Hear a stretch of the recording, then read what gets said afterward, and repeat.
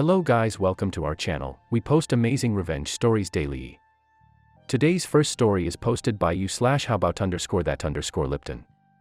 Destroy my childhood, ruin my chance at college, and laugh when I said I was homeless. LOL cool, I'll ruin your ducking life. So, I posted almost a month ago about one experience with my mother and how I got petty revenge on her as a kid. I was initially going to post this story, but I didn't want to seem like a super terrible person, but after the response to the last post, I'll post the whole story, which is still somewhat ongoing. So I apologize, the backstory is a pretty long, but it's necessary to understand why I did what I did. Thanks for your thoughts. I don't expect much, but I'll be using anything I gain towards securing a place to live. Feel free to ask in the comments. Backstory: my mother was a really shitty person. I have 4 other siblings. 1 older sister, 3 way younger, 3 different dads. Before I was born, I'm a male by the way, my oldest sister was taken away from my mother when she was a few months old because she tried to stab/slice the father of my sister while he was holding her. She lost custody and the dude left her. Older sister goes to live with her father's family in a different city. Lol me coming into this sexy world. My dad went to jail 2 to 3 years after I was born for a while. I rarely saw him. He's an alcoholic, if that matters. She was a single mother, but she made it work and she worked hard. One of the bigger problems was that she took out all her anger, Zion, and hatred of my father on me, as well as work stress and etc. She dealt with sexual abuse growing up, which I'm sure definitely affected her relationships and how she treated me as well. Anyways. Cue me being abused from the age of 4 to 5 to about 17. Every day was hell. She was extremely strict and her perspective was warped. She was also pretty big in stature and had a lot of strength. Examples of her being shitty: I've gotten beaten up badly once because her room was dirty. The dishes weren't washed and I got beaten soon as I got home, even if there weren't dishes when I left to school. If I walked too loud, I'd get my bum beat. She broke my nose for looking at her the wrong way on my 10th birthday when she brought me a cake I was allergic to. It had peanuts. She knows I am slightly allergic but feigned ignorance. It was more or less every day or every other day. She used her fists, elbows, extension cords, hangers, chairs, canes, bats, etc. Whatever she could find I was getting beaten with. I couldn't ever escape to my room for long because she would always call me every few minutes to get her things or to yell at me. She never drank or did drugs or anything. Whenever she was upset and I happened to be in front of her, she'd kick me down the stairs to make me hurry up. She's put a knife to my neck before and had to be forcibly stopped by her BF of the time. Burned my Christmas presents from other people. She didn't get me anything that year, and just other really shitty things. The only thing I will say, she tried really hard to make up for it with video games and electronics and etc. It didn't make a difference to me though, it never helped. She controlled most aspects of my life. I got by with little petty revenges. Peeing in the Lipton iced tea she drank. Rubbing her forks and spoons between New York butt cheeks before I served her dinner. Ignoring her screams for help when she had kidney stones. How TF am I supposed to help anyways? But by the time I got to high school I turned to alcohol. I resented her and the negative atmosphere affected who I was as a person. I started to be cold and uncaring. Calculated. She started kicking me out every few months, telling me to find somewhere else to live by age 15. She sent me away to a different country for a year and tried to keep my passport, but I made it back to the US with the help of the embassy and my stepfather. She'd already left by that time and found some other dude. I came back senior year with no credits for the prior grade, which ended with me getting a GED. I spent most of the time I could with my best friend and started working shitty jobs. I was terrible at saving as I had accumulated loads of shitty habits while growing up, so it didn't make much difference. She eventually told me that if I went to college, I would always have a place to live until I finished. Cue my first 2 semesters at a 2-year college. I maintained a 3.7-ish GPA. My teachers loved me and it was my escape. Towards the end of my 2nd semester during finals, I came home late one night around 10 p.m. and my mother yanks the door open screaming in my face asking when I'll move out. I'm slightly drunk and decide to completely ignore her and walk to my room. If I opened my mouth, that day would be the day I blew up and cursed her out. I've rarely ever raised my voice at her because it never ended well. Now at this point I am 19 and I've been doing school full-time with no savings. I am also fairly fit and could easily take my mom at this point, never laid a hand on her or any woman. I hate violence. I get to my room, she rips my door open, and starts yelling. I say nothing and stare at her. She walks away and called the police on me, saying she thought I tried to murder her and my younger siblings. I don't know where the fuck she got that idea from, as she's the one who's nearly killed me many times. I packed everything into a duffel bag and left 5 minutes afterwards. I failed all of my finals because I couldn't make it to my school. Things kinda spiraled, and the next 2 to 3 years were me on and off homeless. I survived the best I could in a big city with no college degree and made a lot of shitty choices due to my shitty habits. Eventually I found a profitable hobby that gave me meaning, and through that I started to work my way up. Got my own apartment, had a full-time job, and did my hobby on the side. I hadn't kept up contact with my mother at all, but my younger sister, who was old enough to have a phone, found me on social media, so I saw photos and such. She didn't have it anywhere near as bad, but she did get beaten occasionally. My mother reached out via email, all smiles, asking how I've been. Now guys, I've always been envious of the relationship most people have with their moms, so I gave her a chance and gave her a call. We talked for a few minutes and everything was civil and seemed like things would go okay, but then she asked me what I've been up to the last few years, and I told her honestly that I was homeless for a while and struggled a lot after what she did to me, but I worked my way out of it. She literally laughs. She laughed for a few seconds in a very condescending kind of chuckle and then said, "I never did a thing to you, so you don't know what abuse is. It's your own damn fault you were homeless. So how about you?" But by that point I hung up. I was speechless and fuming. I don't know what abuse is. Okay, which? I've spent too ducking long letting you destroy my sanity. Now is the time. There was a few things my mother didn't know. 1. I knew for a fact that current well-paying job she had was gotten on lies, as she never got her college degree and lied about it on her resume. 2. I had access to all of her email accounts and cloud storage accounts, since I was the one that set them up when I was younger, and she never changes her passwords. Lastly, she definitely wasn't aware that from 13 years old and onto the last time she hit me, I took photos of all my bruises, marks, wounds, bloody noses, saving them to my computer and then Google Drive. On top of that, my little sister had been sending me photos via social media of the bruises she got from my mom. The first thing I did was compile all of those photos and videos into one folder. I then reached out to CPS in my city and explained that my siblings were being abused, how I was abused in the past, and that I had mountains of proof. Since I've called the cops on my mother before and the thing that happened with my older sister, there was immediately a home visit. They arrived almost a day later with the police, and coincidentally my mother was literally in the process of beating my younger sister when they were knocking. Cue an emergency removal of all my siblings from the house, and my mother getting arrested, though she was released hours later. I was getting a day-to-day play-by-play because my mother's best friend is a blabbermouth, and everything my mother said she told her son, who related to me without either of their knowledge. I sent CPS all the evidence, and there's a legit case against my mother now. The next day I emailed and then called up her job to inform them that she had lied about having a very necessary college degree, as well current events in her life, which sparked a background check. She was fired days later. Say adios to $75,000 and a blacklist in the only industry you know how to work. I then spitefully deleted every cloud account and email address I ever made for her, which was all of them, which I am sure will make keeping up with a lot bills and etc. nearly impossible. I then anonymously reported her to the IRS because of the tax fraud she committed for years by claiming people's children that weren't hers, with a lot of detailed information since I lived with her while she did it. So now, my mother lost all her kids and her job. I am meeting with a caseworker from CPS next week to talk more about what happens moving forward, but I do know they're not going back. I don't know how she's gonna pay her mortgage now and survive. I'm sure she's gonna get a call from the IRS who'll be looking for a few $1,000s she owes them. She also has to go back to court in a few months, not exactly sure what she was charged with, but I'll update when I find out how everything turns out. Side note, she isn't aware I'm the cause of any of this. I plan on keeping tabs on her and waiting until it seems like she's close to death before I tell her it was all me and I peed in her Lipton. Edit 1. Shit, I wasn't expecting this much attention.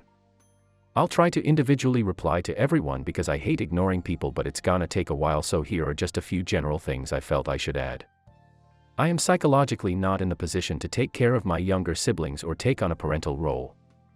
I came very close to suicide 2 years ago, and I am just trying to work on my alcohol problem and other habits that keep me in a cycle of instability.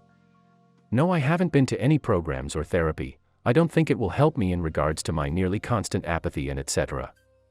My 2 youngest siblings weren't really bothered much. It was mostly my little sister after I left who got beatings, but luckily it wasn't anything near the level I had to deal with. I am also incapable of taking custody because I don't have an apartment anymore due to bad decisions I made while drinking recently. So I'm back to homeless, but I crash with a friend once in a while. I am very well aware I am an influence on my younger siblings, and I'm trying to stay consistent with doing everything I can to be a better and more stable person for them so that maybe I can finally build a real relationship with someone in my family. I'm sorry to disappoint everyone who keeps wishing me more success. Aside from my little siblings, I have zero contact with anyone else in my family. And even then, it's been very rare because I had to avoid my mother to see them and didn't want her knowing I kept in contact, meeting my little sister after school, FaceTime, etc. The rest of my family were well aware of what she did and distanced themselves. I don't plan on reaching out to them as I'm not good at maintaining relationships with mostly anyone anyways. Edit 2, my first gold ever. I appreciate you taking the time to read my story and gild me. I'm sorry for making this even longer than it already is. I'm sorry to anyone I made feel sad after reading this. That wasn't my intention. To all the people who had to deal with something similar, I'm really sorry that happened to you. I wish I could help, but I don't know how I can. / to all the people who disagree with my actions, I'm sorry that I acted in a way you didn't like. I just wanted to share my story. / also for those concerned, my 3 siblings are currently being housed together, and I made it very clear I will do anything to make sure they aren't separated, but I know that anything can happen. I stay in constant contact and they are all doing well. Lastly, I have read the hundreds of comments for me to look into therapy and AA. As well as people hinting that I may be depressed. I don't really know what my next step is in regards to that. I don't like to think about my feelings too much, but I do know I need to stop drinking. It doesn't help at all. TLDR, my mother abuses me badly for most of my life as well as my younger siblings. I have to drop out of college and support myself after she drove me to homelessness. She proceeds to laugh at me about me being homeless and Dennis abuse. So I ruined her life by getting my younger siblings removed and her arrested, making her lose her job, reported her to the IRS, and essentially set her up so that the remainder of her life is full of disaster and hardships. Here are some comments. I suspect that a neighbor, male, and family are being abused by the wife or mother. We can hear the rage when she's screaming at her family behind closed doors. You never hear anyone else, except the younger girl crying. Our houses are closed together. I have been really struggling on whether to report it. This is a family that I knew before this girl came into the picture, and she puts on a good face at church and then goes home screaming at her family to shut the duck up. Do you have any advice for me? What would you do if you were in this situation? I know.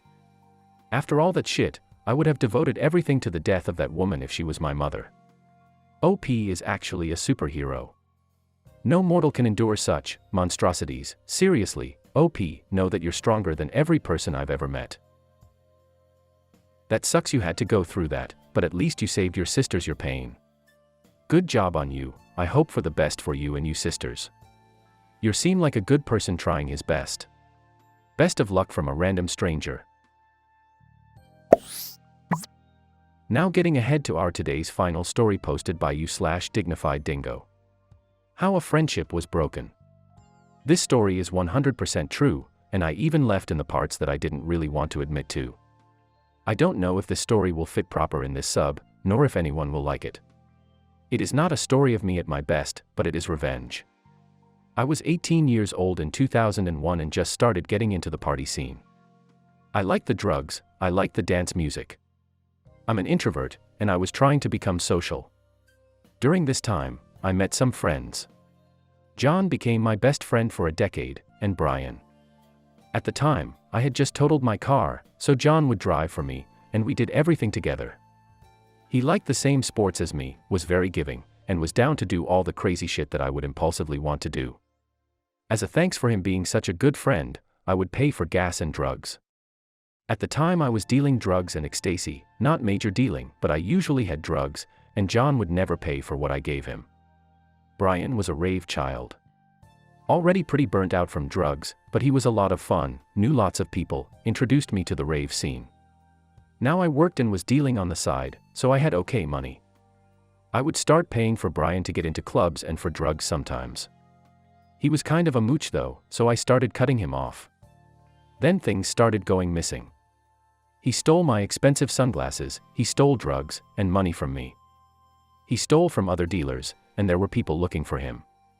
I finally cut him out of my life when he stole some ecstasy from me and fed it to a girl so he could duck her. Now this girl and I had already hung out 2 weeks, and we made out, but I am slow to make moves. I'm an introvert, and don't have many relationships, and Brian had a beautiful girlfriend who was a part of our friend group, and pulls this shit. A couple weeks later I see his girlfriend at the bank, and say, "Duck Brian, and just so you know, he cheated on you." She came over to my house to talk about it, and later that night she and I hooked up. I guess it was a revenge duck for her to get back at Brian. I was hoping it would be more than that. Something like a month later I get a call from Brian saying he heard I'm selling some ecstasy and acid, and says he wants to buy it. The whole phone call felt off, and was pretty sure something was up. I told him to come stop by to get it. John was with me and had a .45 in his truck. I told him to go get it since this felt off. He grabbed it and stuffed it in his waistband, and we waited for Brian to show up. Brian shows up with 2 friends, we talk a little bit, he hands me some money for the drugs, I hand him the drugs, then he brings up he heard I slept with his girlfriend.